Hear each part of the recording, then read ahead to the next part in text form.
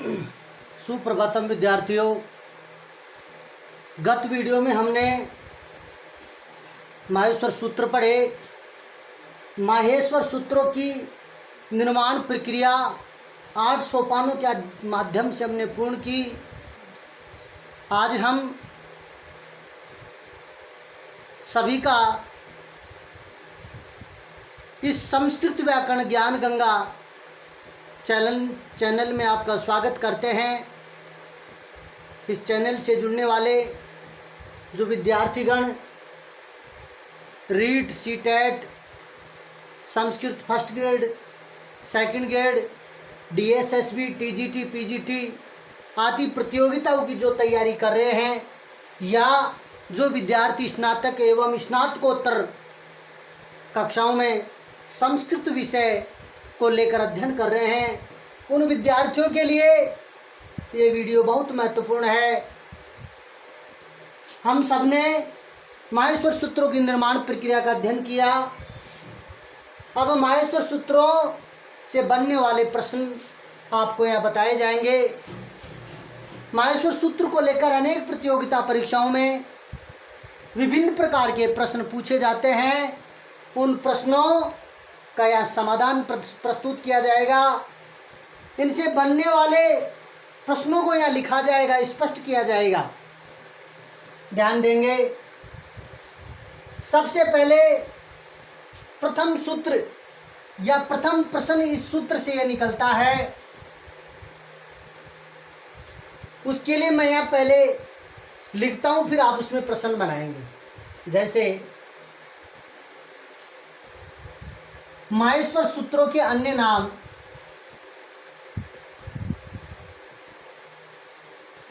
माहेश्वर सूत्राणाम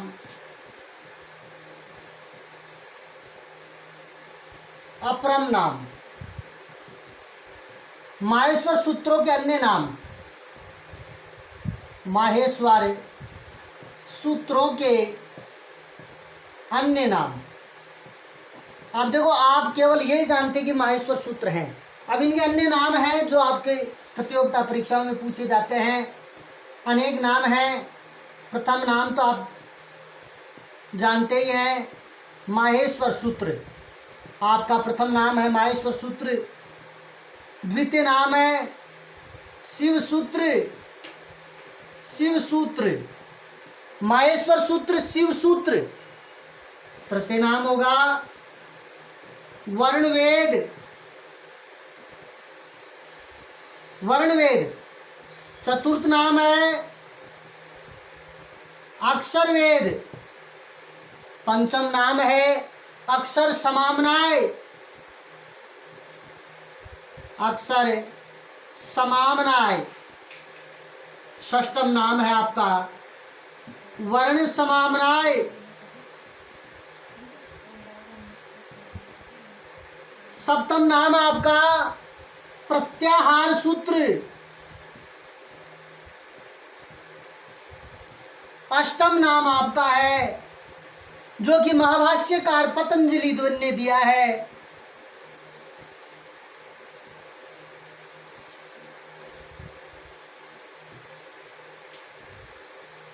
अक्षराहानिक।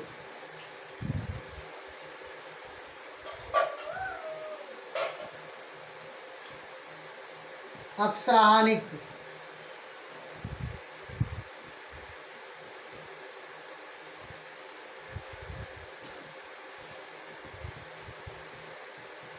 प्रत्याहारानिक।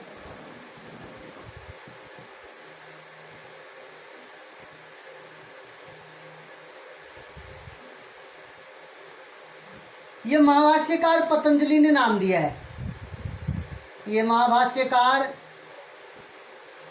पतंजलि ने नाम दिया है। ये इस प्रकार से देखो, इस एक शब्द से माहेश्वर सूत्र से कितने प्रश्न निकल के आते हैं। आपके प्रश्न आ गया माहेश्वर सूत्राणाम अपरम नाम किम अस्ति। इसी से मान लो प्रश्न बन गया। यहाँ एक प्रश्न का निर्माण हम करते हैं। यहाँ देखो, इससे मैं प्रश्न संख्या 1 बनाता हूँ। प्रश्न संख्या आपका 1 बना, माहेश्वर सूत्राणाम माहेश्वर सूत्राणाम अपरम नाम किमस्ति।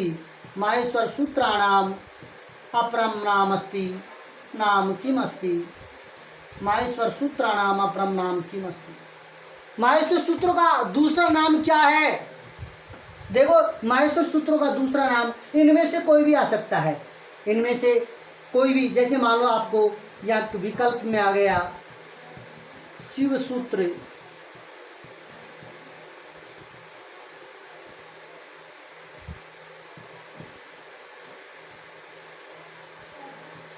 संस्कृत सूत्र,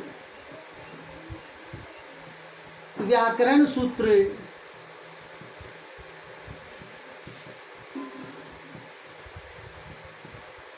सभी। यहां आपका उत्तर होगा शिव सूत्र। या इसके स्थान पर आ गया अक्षर समामनाय, जो बिल्कुल अलग लग रहा है आपको अलग से प्रतीत हो रहा है कि ये अक्षर समामनाय तो कहीं है ही नहीं। ये सूत्र के स्थान पर मान लो यहाँ आ जाता है, इस सूत्र को हटा दिया गया और आ गया यहाँ अक्षर समामनाय।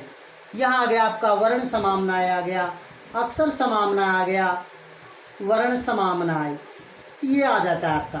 तो ये आपको सारा मालूम होना चाहिए, इसकी जानकारी आपको होनी चाहिए। माहेश्वर सूत्राणाम अपरम नाम किमस्ति। माहेश्वर सूत्राणाम अपरम नाम अस्ति। माहेश्वर सूत्र, शिव सूत्र, वर्ण वेद, अक्षर वेद, अक्षर समामनाय, वर्ण समामनाय, प्रत्याहार सूत्र, अक्षरानिक प्रत्याहारानिक इत्यादि संति।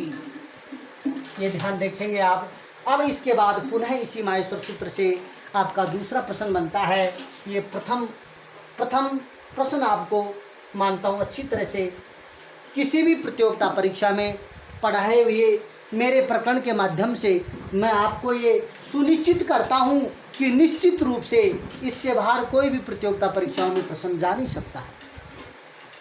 द्वितीय प्रश्न आपका यहाँ बनेगा इन माहेश्वर सूत्रों से, देखेंगे।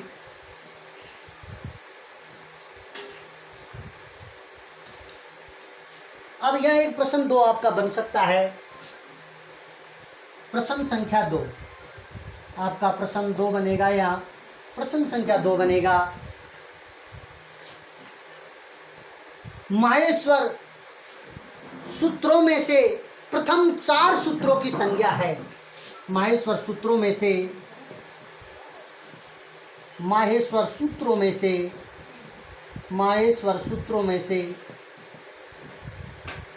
प्रथम 4 सूत्रों,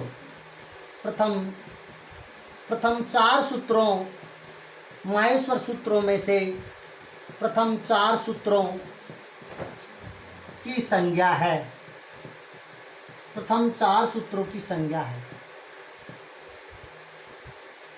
प्रथम 4 सूत्राणाम संज्ञा भवति। संज्ञा अस्ति वा। प्रथम 4 सूत्रों की संज्ञा क्या हो? प्रथम 4 सूत्राणाम संज्ञा, 4 सूत्राणाम संज्ञा अस्ति। माहेश्वर सूत्रों में से प्रथम 4 सूत्रों की संज्ञा है। प्रथम 4 सूत्रों की संज्ञा देखो क्या, यहाँ मैं लिख सकता हूँ सत संज्ञा, लोप संज्ञा,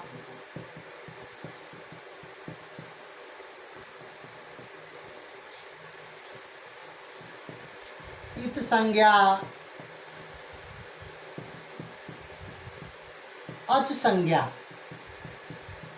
देखो यहाँ ध्यान देंगे, सत्संज्ञा, लोप संज्ञा, इत संज्ञा, अच संज्ञा। माहेश्वर सूत्रों में से प्रथम 4 सूत्रों की संज्ञा है। कितना महत्वपूर्ण प्रश्न आपका यहाँ प्रतियोगिता परीक्षाओं की दृष्टि से निकल करके आया है कि माहेश्वर सूत्रों में प्रथम 4 सूत्र कौन से हैं। देखो यहाँ देखेंगे आप, अयुण प्रथम सूत्र, ऋद्रिक द्वितीय सूत्र, एवं तृतीय सूत्र, अयौच चतुर्थ सूत्र। यहाँ ये 4 सूत्रों की बात चल रही है कि माहेश्वर सूत्रों में से प्रथम 4 सूत्रों की संज्ञा क्या है। तो यहाँ आपकी संज्ञा होगी अच संज्ञा होगी। प्रथम 4 सूत्रों की संज्ञा क्या है? अच संज्ञा। अब आप कहोगे, आपका प्रश्न बनता है यहाँ कि यहाँ अच संज्ञा क्यों हुई, प्रथम 4 सूत्रों की अच संज्ञा क्यों हुई? तो इसका मैं कारण लिखता हूँ कि माहेश्वर सूत्रों में से प्रथम 4 सूत्रों की संज्ञा अच संज्ञा क्यों हुई। इसका कारण है कि माहेश्वर सूत्रों में माहेश्वर सूत्रों में से प्रथम चार सूत्र कौन से हैं जी? प्रथम चार सूत्र ऐसे लेकर, प्रथम चार सूत्र ए से लेकर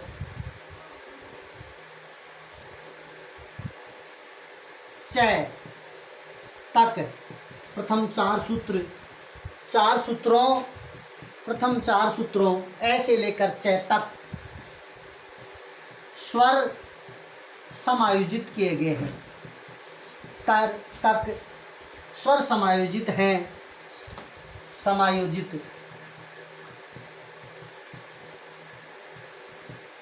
समायोजित होने के कारण माहेश्वर सूत्रों में से प्रथम चार सूत्रों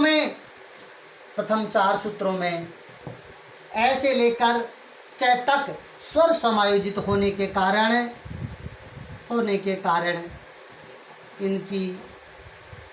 इन चारों सूत्रों की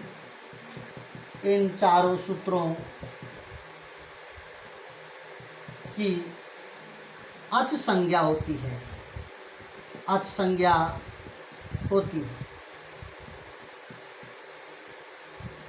स्वर को संस्कृत में अच कहते हैं। स्वर को संस्कृत में अच कहते हैं। देखो दो कारण अच कहने के। एक तो अच कहने का कारण है स्वर को संस्कृत में कि ए ई उ री री ए ओ आई औ, इन चार सूत्रों में पूरे स्वर समायोजित हो जाने के कारण स्वरों को संस्कृत में अच कहते हैं।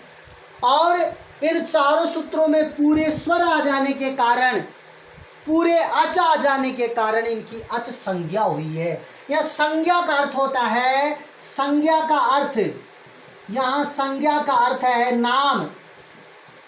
संज्ञा का अर्थ हुआ, संज्ञा का अर्थ है नाम। संज्ञा का अर्थ क्या होता है? नाम। जैसे आपको पूछा जाए कि पढ़ने वाले को क्या संज्ञा देंगे? पढ़ने वाले की क्या संज्ञा हुई? पाठक। पढ़ने वाला कौन हुआ जी? पाठक हुआ। और लिखने वाले की संज्ञा क्या हुई जी? लिखने वाले की संज्ञा लेखक। संज्ञा का तात्पर्य है नाम। पढ़ने वाले को क्या नाम दिया गया? पाठक नाम दिया गया। लिखने वाले को क्या नाम दिया गया? लेखक नाम दिया गया। तो संज्ञा का अर्थ है या नाम।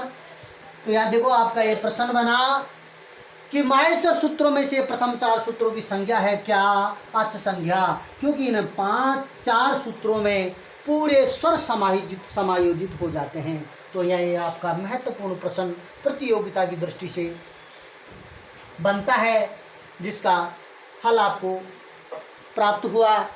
इसके बाद तृतीय प्रश्न आप इसमें और बना सकते हैं। देखो इसका तीसरा प्रश्न बनेगा। सभी विद्यार्थियों से मैं आशा ही नहीं अपनी विश्वास करता हूं कि कृपया अपने इस चैनल को सब्सक्राइब, लाइक एवं शेयर अवश्य करें, जिससे अन्य सभी विद्यार्थियों का भला हो, सबका भला हो। क्योंकि ये चैनल मात्र संस्कृत विषय के, संस्कृत व्याकरण के प्रचार प्रसार हेतु निर्मित किया गया है। अब इसमें आपका प्रश्न संख्या 3 बनता है। आपका तीसरा प्रश्न बनता है, माहेश्वर सूत्रों में से अंतिम 10 सूत्रों की संज्ञा है। माहेश्वर सूत्रों में से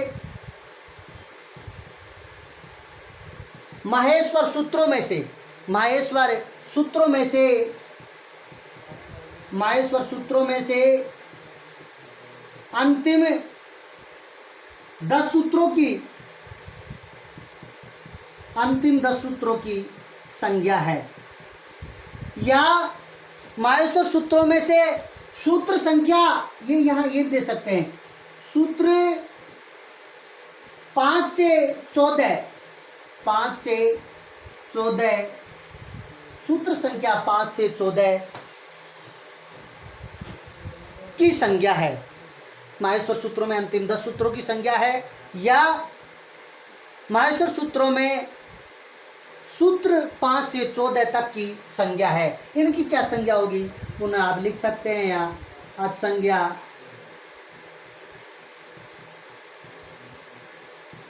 अच संज्ञा, लोप संज्ञा, हल संज्ञा, हल संज्ञा, इत संज्ञा। अब यहां देखेंगे ध्यान से आप, अच संज्ञा, लोप संज्ञा, हल संज्ञा, इत संज्ञा। अब यह क्या होगी जी, हल संज्ञा। आपका यहाँ उत्तर होगा हल संज्ञा। माहेश्वर सूत्रों के प्रथम 4 सूत्रों की अच संज्ञा, अंतिम 10 सूत्रों की हल संज्ञा होती है। अब यहाँ वही उसी तरह इस प्रश्न का उत्तर है। इसका कारण है जी, इसका कारण क्या है, इसको हल संज्ञा क्यों कहा, वही कारण है कि माहेश्वर सूत्रों में माहेश्वर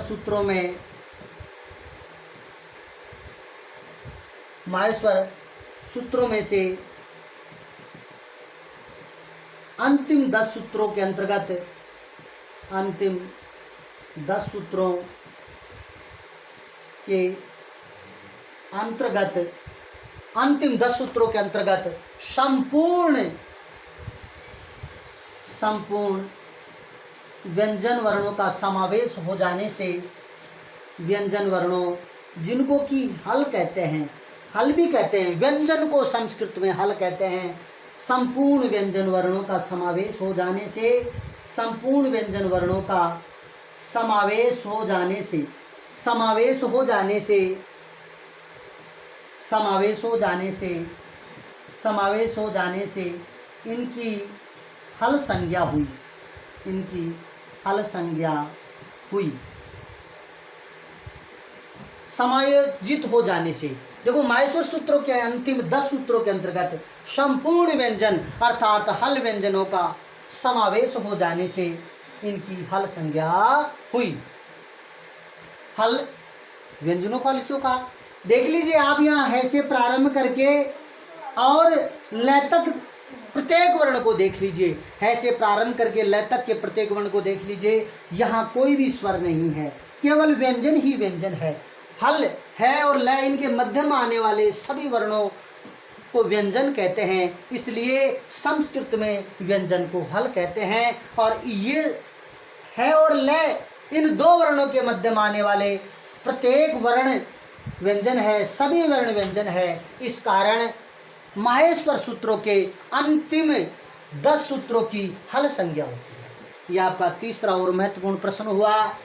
आगे बढ़ते हैं, प्रश्न संख्या 4 का यह विवेचन करते हैं। किसी भी विद्यार्थी को अध्ययन संबंधी कोई बाधा हो तो वह अपनी समस्या कमेंट करके बता सकता है। प्रश्न संख्या 4, प्रश्न संख्या 4, प्रश्न संख्या जो 4 है वो यह है, हकारादिस्व। एक सूत्र के माध्यम से पहले मैं प्रश्न संख्या 4 पहले प्रश्न लिख देता हूं। देखो, ये देखेंगे, माहेश्वर सूत्रों की, माहेश्वर सूत्रों की, सूत्रों का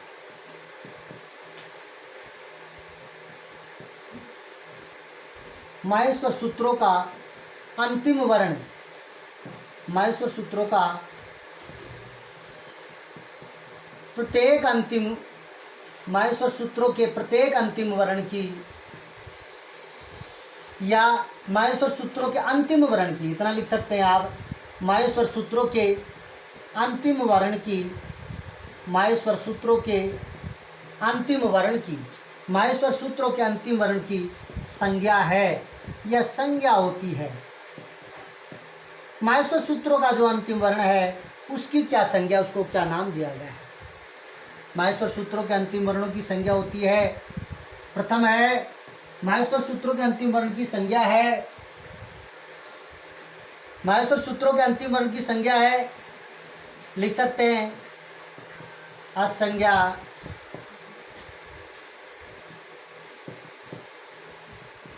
इत संज्ञा,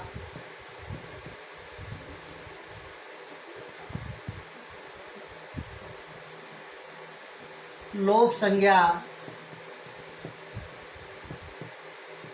हल संज्ञा।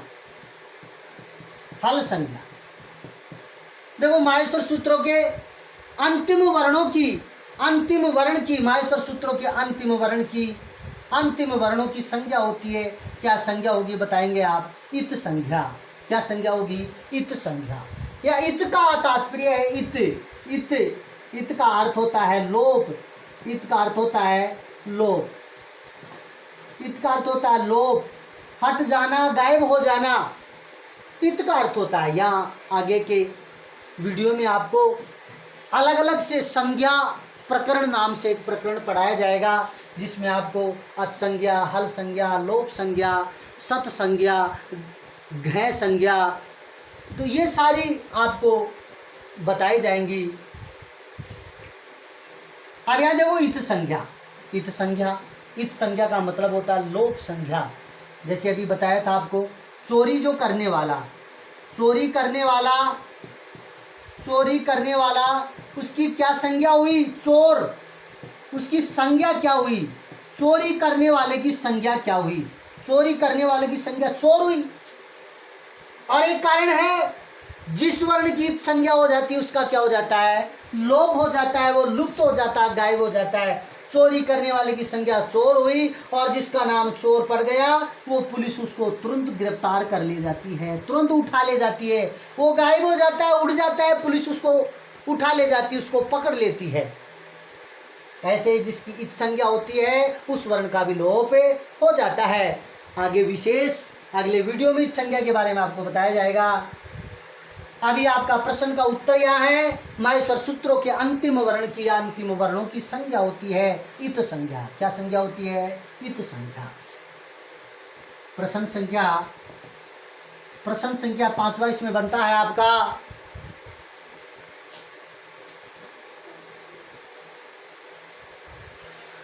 माहेश्वर सूत्रों में, माहेश्वर सूत्रों में आने वाले व्यंजनों में, व्यंजन वर्णों में, व्यंजन वर्णों में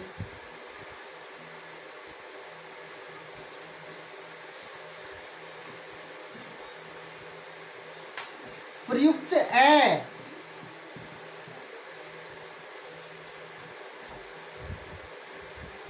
का प्रयोजन है। देखो माहेश्वर सूत्रों में आने वाले व्यंजन वर्णों में जो ए वर्ण का सब में ए जोड़ा गया है। देखो आपको मैंने जब माहेश्वर सूत्र लिखवाए थे तो मैंने व्यंजन लिखा था, और व्यंजन लिख करके क्या लिखा था? है, ये, वे, रे, ऐसे लिखा था। और जो व्यंजन लिखा था, जैसे मान लो मैंने कै वर्ण लिखा था आपका, कै, खे, गे, घ, ग, इस प्रकार से लिखा था। तो देखो वहां तो लिख रहा है, वहां तो किसी में हलंत नहीं लग रहा अंतिम वर्ण को छोड़ करके, या मैंने सब में हलंत लगा दिया। इसका कारण क्या है? ये सूत्र कहता है आपको, इसके लिए एक प्रयुक्त सूत्र है, इसके लिए एक सूत्र है। इसका मैं पहले विकल्प लिख देता हूं कि माहेश्वर सूत्रों में आने वाले व्यंजन वर्णों में प्रयुक्त ए, जुड़े ए, स्वर में, व्यंजन में जो ए मिला हुआ है, जैसे है में ए है, ये में ए है, वे में ए है, मैं में ए है, घ में ए है, जय में ए है, कै में ए है। देखो ऐसे नहीं लिखा हुआ कहीं भी है माहेश्वर सूत्रों में, ये ऐसे नहीं लिखा हुआ, ये भी पूरा लिखा हुआ, इसमें भी ए है, इसमें भी ए, सब में ए का समावेश है। सब में ए का समावेश होने से इस ए का प्रयोजन क्या है?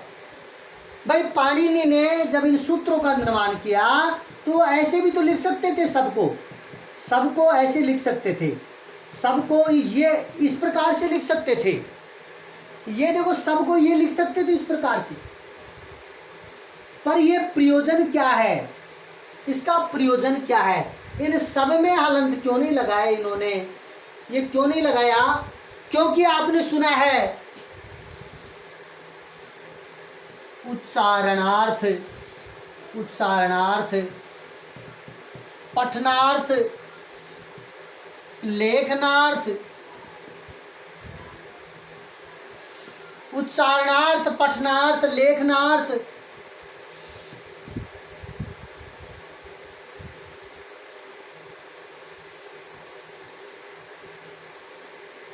अधिगमार्थ। देखो इनमें क्या होगा? उच्चारणार्थ किसके लिए? उच्चारणार्थ, उच्चारण करने के लिए, बोलने के लिए। माहेश्वर सूत्रों में आने वाले व्यंजन वर्णों में जो ए वर्ण का प्रयुक्त हुआ है, सब में ए वर्ण जुड़ा हुआ है, स्वर जुड़ा हुआ है। इसका प्रयोजन है उच्चारण। क्या प्रयोजन है इसका? उच्चारण। उच्चारण के लिए, क्योंकि आपने सुना है, क्योंकि आपने एक व्यंजन की परिभाषा सुना होगा। आपने व्यंजन की परिभाषा, व्यंजन की परिभाषा इस माहेश्वर सूत्र से स्पष्ट हो जाती है। यहाँ रटने की आवश्यकता नहीं, आप केवल रटते हो। संस्कृत एक ऐसा विषय है जो केवल समझा जाता है, रटा नहीं जाता। समझा हुआ ज्ञान ही जीवन में स्थिर रहता है, रटा हुआ ज्ञान क्षणिक रहता है। तो ये व्यंजन की परिभाषा है कि वे वर्ण जिनका उच्चारण, वे वर्ण जिनका उच्चारण स्वर की सहायता से किया जाता हो, स्वर की सहायता से किया जाता हो। वे वर्ण जिनका उच्चारण स्वर की सहायता से किया जाता हो, वे वर्ण जिनका उच्चारण स्वर की सहायता से किया जाता हो, व्यंजन कहलाते हैं। व्यंजन या हल कहलाते हैं। ये लिखा है, देखो व्यंजन की परिभाषा, वे वर्ण जिनका उच्चारण स्वर की सहायता से किया जाता हो, वे व्यंजन कहलाते हैं। तो ये कह रहा है, ये सूत्र भी कह रहा है आपका उच्चारणार्थ। इसके लिए एक सूत्र दिया गया है, इसके लिए एक सूत्र है, इसके लिए एक सूत्र दिया गया है आपका। ऊपर के प्रश्न को मैं मिटाता हूँ, चौथे को देखो। इसके लिए संस्कृत व्याकरण में एक सूत्र है, हकारादिषु, हकारादिषु उच्चारणार्थ है, हकारादिषु उच्चारणार्थ है। अर्थात ये कह रहा है कि हकार आदिषु, देखो हकार है में जो ए छिपा हुआ है बराबर, अब ये पूरा है हुआ आपका। तो देखो है में जो ए छुपा हुआ है, हकार है आकार, है में छिपा हुआ आकार, है में छिपा हुआ आकार, है में मिला हुआ आकार, है का जो आकार है ए, इसको आकार कहते हैं। इसको क्या बोलते हैं? आकार। देखो संस्कृत भाषा में लेखन की एक बहुत श्रेष्ठ पद्धति है। आपको यदि ए लिखना है लिख दोगे, लेकिन मैंने कहा आपको क्या लिखो, तो यहाँ आप क्या ये लिखोगे या ये लिखोगे? आपको समझ में नहीं आएगा। ऐसा थोड़ी बोला जाएगा कि भाई आधा क्या लिखो या पूरा क्या लिखो। ये एक लिपि दोष, एक वर्तनी दोष हो जाएगा। यदि कोई कहता है कि आधा क्या लिखो पूरा क्या लिखो, तो ये शुद्ध नहीं बोल रहा है, शुद्ध वर्तनी नहीं, शुद्ध वाचन नहीं है, वाचन दोष, वर्तनी दोष यहाँ उपस्थित हो जाता है। इसलिए भाषागत उत्पन्न दोषों के निराकरण के लिए संस्कृत रूपी मनोवैज्ञानिक भाषा का सहारा लेना चाहिए। यहाँ देखो क्या आधा पूरा न बोल करके, लेकिन संस्कृत में एक बहुत श्रेष्ठ शैली का निर्माण किया गया है। यहाँ उसके लिए कार लगाते हैं। मैंने बोला आप कै लिखो, तो ये आप पूरा पूरा कै लिखेंगे। मैं बोलता हूँ ककार लिखेंगे, तो ये ककार है। इस ककार का मतलब पूरा कै नहीं हुआ, इस ककार का मतलब है आधा कै। ककार का मतलब है आधा कै, अकार का मतलब है ए। अब आप कहोगे साहब आधा है, ए कभी भी आधा नहीं होता, स्वर कभी भी आधे नहीं होते हैं, वो अपने आप में परिपूर्ण होते हैं। तो देखो ये हकार, ये कह रहा है हकार, हकार का मतलब है में जो आकार है में जो आकार, आदिशु, आदि में केवल है की बात नहीं है, यहाँ है से लेकर के पूरे व्यंजन वर्णों की बात की है। हकार आदिशु, यकार आदिशु, वकार आदिशु, खकार आदिशु, जकार आदिशु, ककार आदिषु, सकार आदिषु, फकार आदिषु, टकार आदिषु उच्चारणार्थ है। तो इन सब में जो ए समाया हुआ है वो केवल उच्चारण के लिए है। तो ये किसके लिए जी? उच्चारण के लिए, उच्चारण के लिए। इसका यहाँ पाणिनि के द्वारा बिना हलंत के लिखने का एकमात्र प्रयोजन है उच्चारण के लिए, क्योंकि किसी भी व्यंजन वर्ण को आप बिना स्वर की सहायता से नहीं बोल सकते। इसलिए माहेश्वर सूत्रों में आने वाले व्यंजन वर्णों में ए का प्रयोजन है। क्या प्रयोजन है? उच्चारणार्थ, उच्चारणार्थ, उच्चारण करने के लिए, उच्चारण धनार्थ, उच्चारण करने के लिए ये एक प्रयोजन है इसका। अब इसका अपवाद स्वरूप एक प्रश्न और बनता है आपका, इसमें आपका एक प्रश्न और बनता है, प्रश्न संख्या 6, उसको मैं आपको यहाँ बताता हूँ। प्रश्न संख्या 6, प्रश्न संख्या 6 आपका, प्रश्न संख्या 6, प्रश्न 6 बनता है लण सूत्र में, लण सूत्र में, लण सूत्र में लय के ए की इत संज्ञा का प्रयोजन है। लय के ए की इत संज्ञा का प्रयोजन है।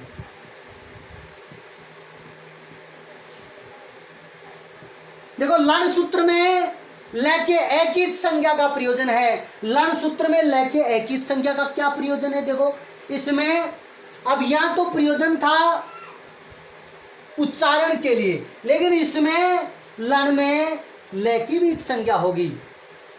देखो इससे अब ये प्रश्न संख्या 6, प्रश्न संख्या 7 जो कि इसका पूरक है वो देखो मैं यहाँ लिखता हूँ। प्रश्न संख्या 7 दोनों का एक साथ यहाँ समाधान किया जाएगा।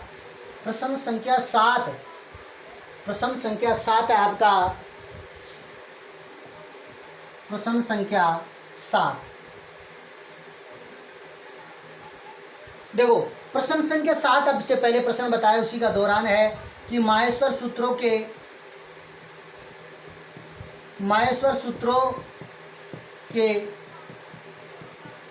अंतिम वर्णों की संज्ञा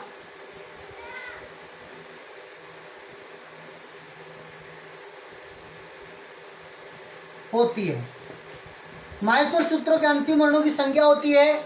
आपको बताया था क्या था? इत। कौन सी संज्ञा हुई जी? इत संज्ञा। कौन सी संज्ञा हुई? इत संज्ञा। इसके लिए एक सूत्र है, इसके लिए एक सूत्र है एसामन्त्या त्वत् संज्ञा है। एसामन्त्या, एसामन्त्या, एसामन्त्या त्वत्, एसामन्त्या त्वत् संज्ञा, एसामन्त्या त्वत् संज्ञक है, इत संज्ञक है, एसामन्त्या इत संज्ञक है। देखो ये एसाम अंत है, सरल रूप में प्रकट करने के लिए आपको लिखा है यहाँ एसाम त्वत् संज्ञा, इस प्रकार से एसाम इनके अंत्या, इनके अंतिम वर्ण की इत संज्ञा होती है। इनके अंतिम वर्ण की क्या होती है? इत संज्ञा होती है। यदि अंतिम वर्ण की इत संज्ञा होती है तो लण जो छठा आपका यह है, क्या इसके अंतिम वर्ण की इत संज्ञा हुई है ना? कि हाँ इसके अंतिम वर्ण की इत संज्ञा हुई है। लेकिन इस लण सूत्र से एक दूसरा प्रत्याहार हो रहा है। प्रत्याहार, एक अतिरिक्त प्रत्याहार का निर्माण करने के लिए, प्रत्याहार का निर्माण आपको अगले वीडियो में बताया जाएगा।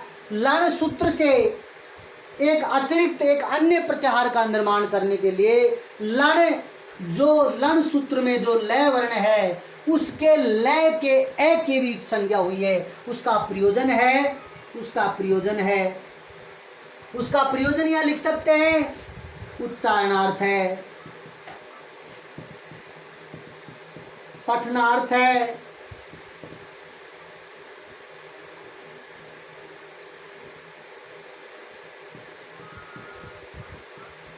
प्रत्याहारार्थ है,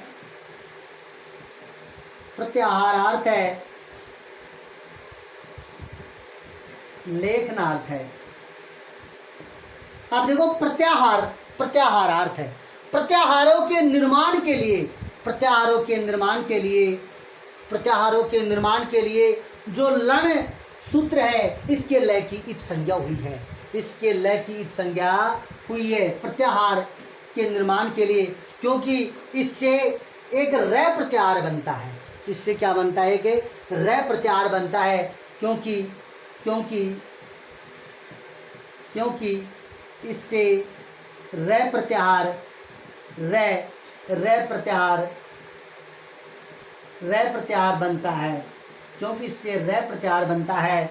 अब रै प्रत्याहार कौन से, देखो पांचवें सूत्र से प्रारंभ करेंगे। कहाँ से करेंगे? पांचवें सूत्र से, पांचवें सूत्र से प्रारंभ करेंगे। ये टय आपका हलंत वाला है, ये ग्रहण नहीं किया जाएगा। आगे देखो लय और प्रत्याहार कौन सा बन जाएगा, देखो ये आपका रै प्रत्याहार। रै प्रत्याहार में क्या आता है आपका, देखो केवल ये रै प्रत्याहार बनने के लिए, ये रै प्रत्याहार के निर्माण के लिए आपका यहाँ लय के ए का लोप हुआ। ये लय है, इस लय के ए का लोप हुआ। प्रिय विद्यार्थियों, आज आपको माहेश्वर सूत्रों से बनने वाले प्रतियोगिता की दृष्टि से महत्वपूर्ण प्रश्न आपको यहाँ बताए हैं। आप सभी संस्कृत विषय को लेकर के प्रतियोगिताओं में सफलता प्राप्त करने हेतु अपने इस चैनल को लगातार देखते रहें।